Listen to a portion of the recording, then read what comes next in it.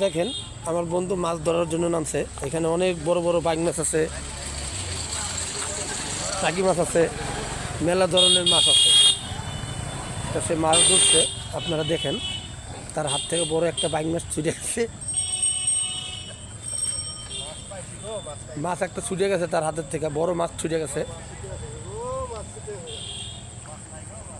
দেখেন বড় বড় মাছ, কিন্তু হাতে পাইল না, ছুটে গেল হাতের থেকে।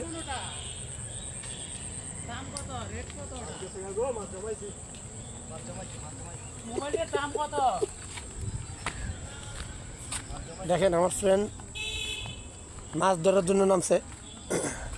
অনেক মাছ আছে, অনেক, এখানে অনেক মাছ পাওয়া যাবে।